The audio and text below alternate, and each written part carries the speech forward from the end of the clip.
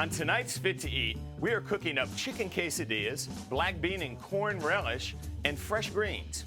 We visit a Mississippi catfish farm. We teach you how to order smart at a Mexican restaurant. And editorial cartoonist Marshall Ramsey is our guest.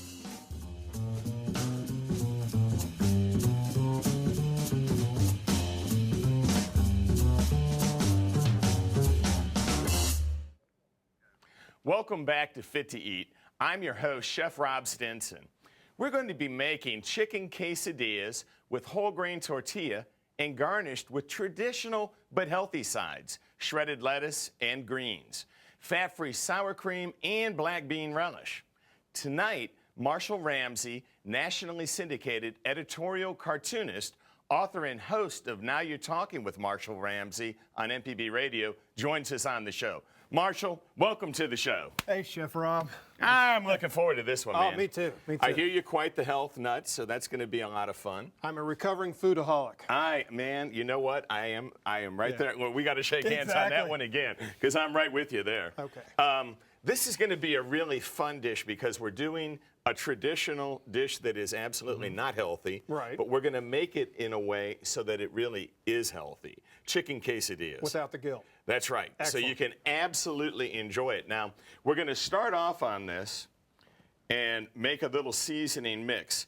And this is a typical blend of cumin, coriander, garlic, and pepper. And I love that ground coriander. You know, it really is the seed of the cilantro plant itself. So it's got a true Mexican, even Asian and Indian influence. But anyhow, I tell you what, you know, being the cartoonist that you are, that's right. I'm sure that you take life in strides with a lot of laughs. Does anybody feel the opposite at times? Generally the people that I draw. You know? That's why I have to stay fit, because when they're chasing me, I have to be able to run. Exactly. Well, you know what? I'm going to give you some energy food then. That's awesome. That's awesome. I can't be weighed down with any fatty Mexican food. I got to have the good stuff. All right. Well, you know what's really good about this? This is fresh chicken, excellent, never frozen, out of Hattiesburg. And I'm going to take these chicken strips and literally just lay them into that seasoning mix, toss them all around in that seasoning mix so that they get a really good blended coating, and almost like the idea of when they blacken seafood. Right. But they're doing it, and the nice part about this, you notice, no sodium. Yeah. No salt whatsoever. I see no salt. Yeah, I really try not to use it in any of the segments. And it really doesn't need to be in there. I think that's the one thing. So many people are so used to using it. And you really don't have to. Now, we're going to put just the smallest amount, about a half a teaspoon of oil, in a pan. We're going to heat that pan up. I've already got it kind of warm. And then we're going to throw this chicken right in there, spread it out, and it will start doing its thing. So the difference between you and I is if I were cooking, there would be a fire extinguisher sitting right there. You know what? We have one hidden back here. No. Hopefully we don't need it. Hopefully we don't need it. Now, in the recipe, we take some garlic. Oh, nice. Fresh minced. Beautiful julienne fresh onion. And then I said to the folks, you know, we're going to use either red, yellow, or green. So I thought, why not use them all? Exactly. You know, I mean, it's such a great, healthy addition. And if we have time today, I'm going to take one of our viewing audience asked about showing how you cut a bell pepper. So I thought that might be kind of fun to do. Well, it's going to be a good-looking dish, too. Absolutely. Yeah. And you know what? Color. I think that's as important sometimes. Yeah. You know, when you're eating healthy, you feel like you're sacrificing sometimes. Right. If you make the food look really good, it really makes you feel good. I think a lot of people think when you eat healthy, it's just styrofoam. Right. But that's about as far from it as you're going to get. Boy, you got that right. Now we're going to turn this pan on the other side on because we're going to warm up our whole grain tortilla. And we're going to do a lot tonight. Right. So what I thought we would do is mention mpbonline.org/fit-to-eat. You can find all the recipes on the website, or you can go to Facebook to MPB Fit to Eat. So we try to give everybody kind of the advantages, and I'm going to put that on the side. Now, you wonder, okay, how could a tortilla be healthy, whole grain? Right. Those are good carbs, and this is fat-free cheese. Really? So I'm going to put it on about half of the tortilla and spread it out. And this I actually sliced myself. Sometimes you can find shredded that's fat-free. Sometimes you can't. You can almost always find sliced. So does it melt well? It absolutely does. Yeah. It really does. You really hardly notice a difference. And look at how that chicken is already cooked. That's beautiful. And we're going to keep it nice and hot in this pan. I'm glad I came hungry. Absolutely. You know, this is going to be a good one. This is just a little water. Yeah. I kind of deglaze the pan with water, but it actually helps steam those veggies. All right, now let's take a look here. Okay. Make sure the temperature on this isn't too hot. You want me to put my hand down there to check? Yeah, right? you know, that'd be great. My drawing hand, preferably. That's, ooh. That wouldn't be good. All right, here we go. Ready? Very simple. Cut the top off, cut in half, and then take the knife, and I'm going to show just peeling that little vein that's inside, and I cut them into 4 pieces. I save this to dice, but how simple and easy it really is when you layer it to slice it. And I'm only going to do a few of these, and then turn it. Everybody sees that diced, and that's it. You know, and you can do the julienne strips like we did those onions. So really, really easy. People cannot be scared to get their hands dirty when it comes down to doing their little bit of prep on their vegetables. And you did that in less than a minute. I mean, it takes no time at all. It really takes no time at all. Now, let's come back here, and we're going to toss this. So let me ask you. Sure. I know that you have really focused on your health. Yes. And obviously, this goes back some time for you. You want to talk a little bit about what it was that kind of got you going on this? Sure. I got very health conscious in 2001. I was diagnosed with malignant melanoma, which is a form of skin cancer, and I started trying to eat more healthy. Flash forward a little bit, back to 3 years ago, I had a little bit of a job change. That happens sometimes, and I decided to use sugar as a performance enhancer.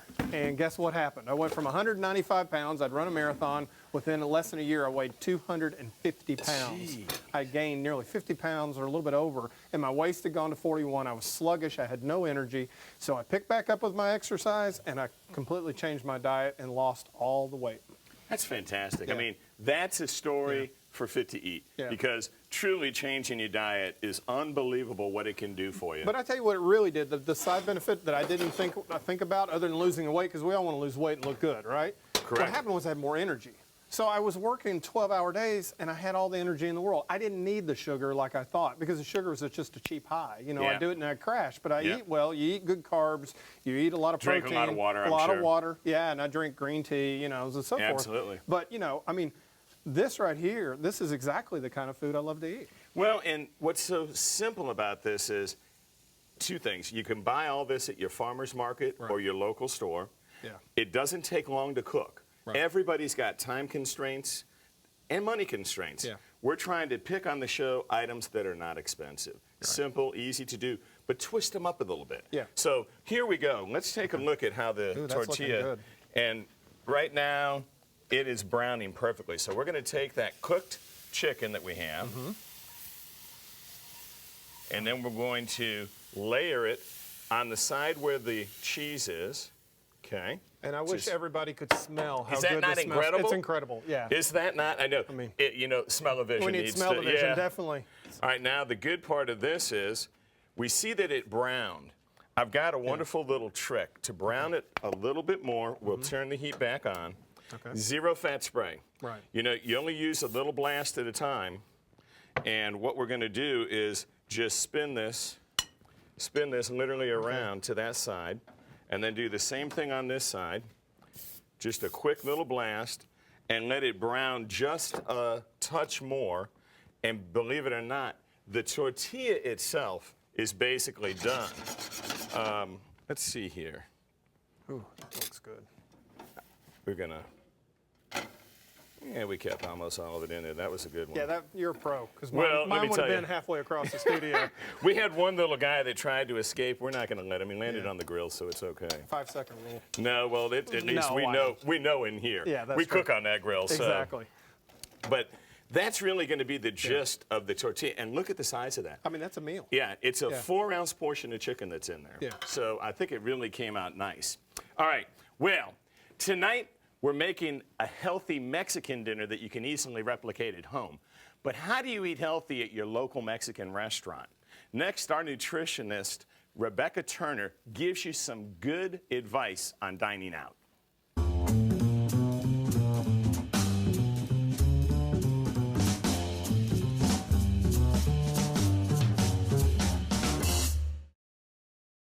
Hola, ¿cómo estás?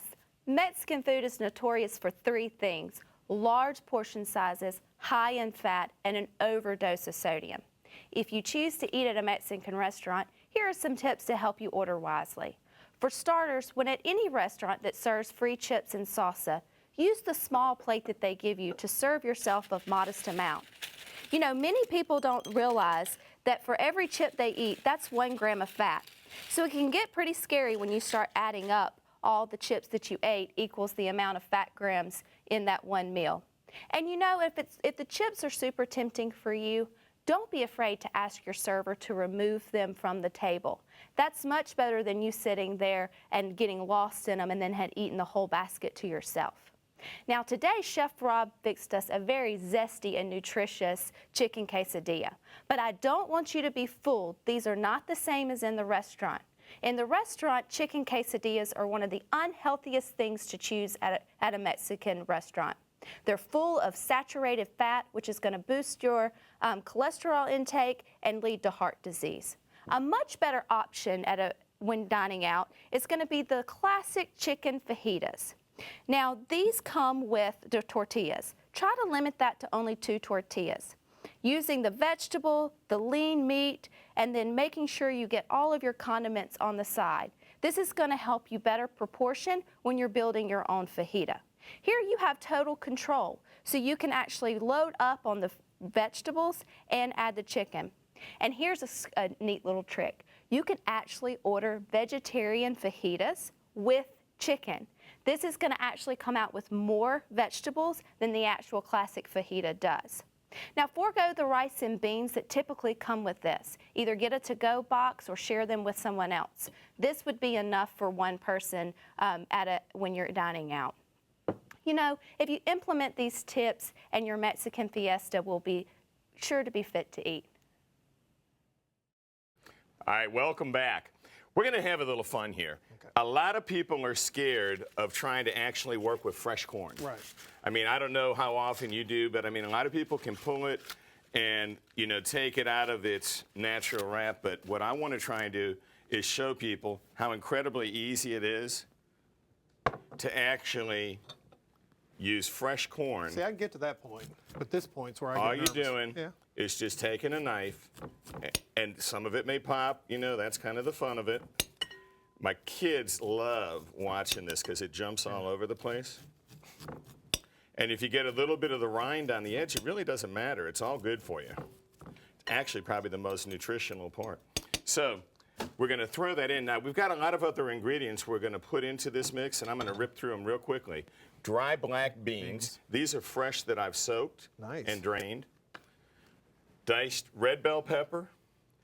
Jalapenos. Okay. Got to put a little bit of spice Got a little into kick to it. We've already got the corn, so onions, garlic, cilantro. I love cilantro.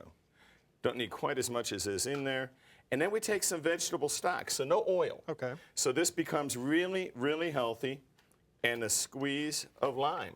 Now, you know, while I'm doing this, a lot of people know you for your editorial cartoons. Right. A lot of people know you for the MPB radio show. Right. Not so many people may know you for your book. It throws people and off. I should say books. That's right.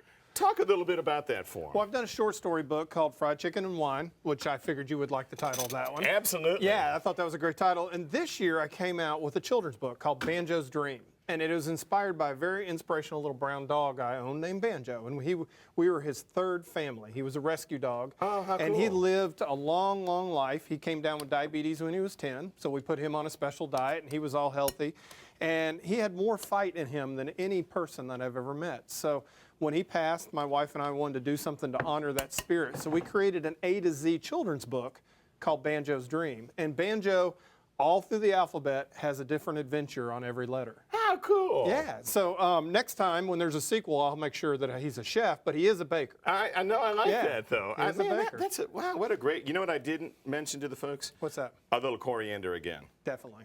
You know, the seeds of the cilantro ground is all coriander is. Really? So people are really kind of scared, well, gee, what is coriander? Yeah. If you like cilantro, you're going to like it. It's just kind of a condensed version, if you would. Now, Okay. let's go ahead and I'm going to finish stirring this up. Okay. Because we're going to take one last step, which is going to be to sear some fresh collard greens.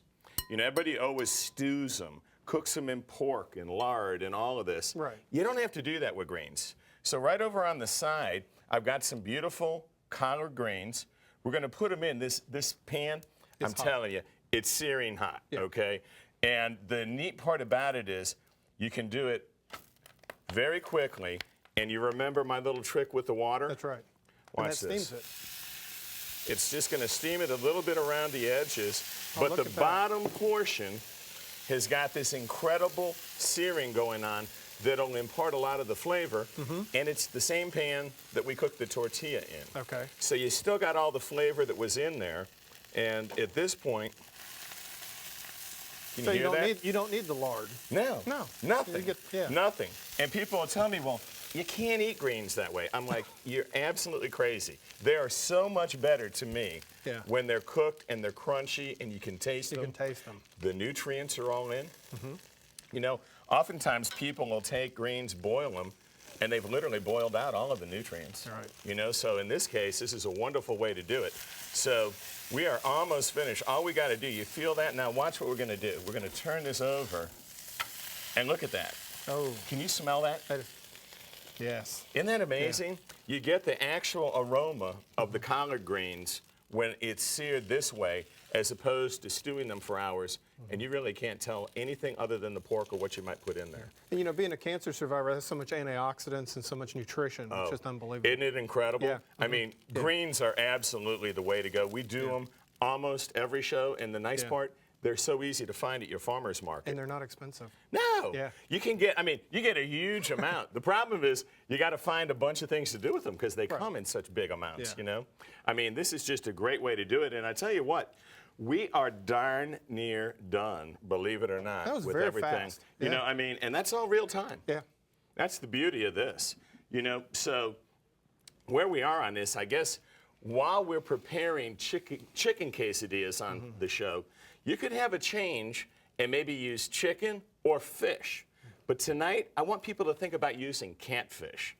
We're going to the Mississippi Catfish Farm on our Down on the Farm segment, and this should be great.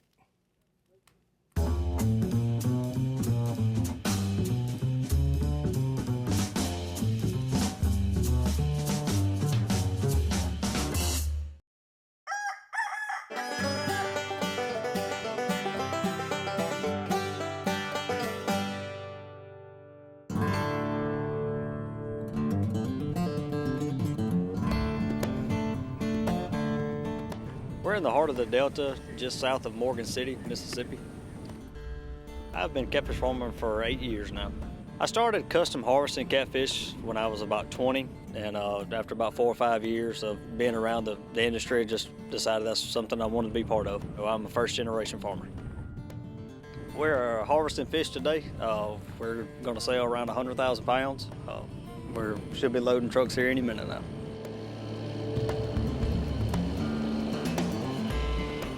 The main struggles that we really fight are from imported fish from Vietnamese and China and high feed prices.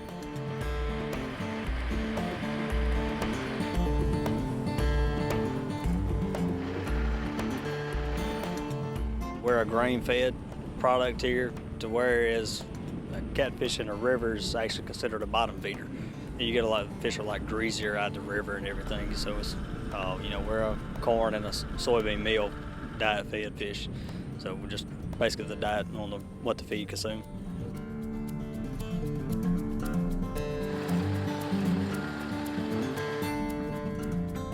The day is different every day, but the days never stop. It's a 24-hour job. Well, you have your oxygen levels. They fall off once the sun goes down. You start having a breakdown in the water, a chemical process. Of course, we start checking oxygen at 6 o'clock in the afternoon, and that goes all the way till the sun rises. And as you kind of see, we have an electric aerator. That's what we kind of use to maintain as high of an oxygen level as possible. And sometimes that's not even enough, and then we have to back into secondary, which is a tractor with a sidewinder on it.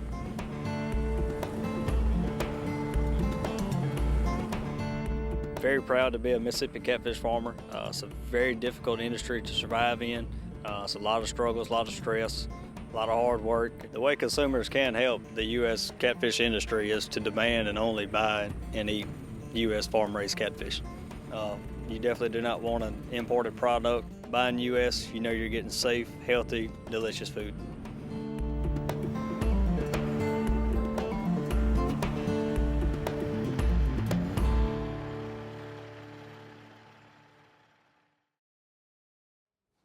All right.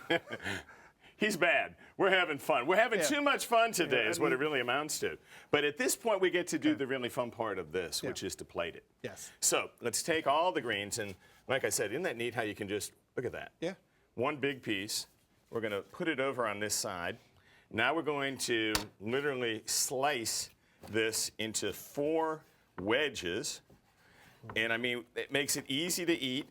Makes it easy for whoever's eating with you to take one of your, you know, They can have one and you can have 3. Right, Yeah. I didn't tell you I was sharing that with you. But that's what happens in my world usually. But you have the knife. And I'm usually the one taking the food, actually.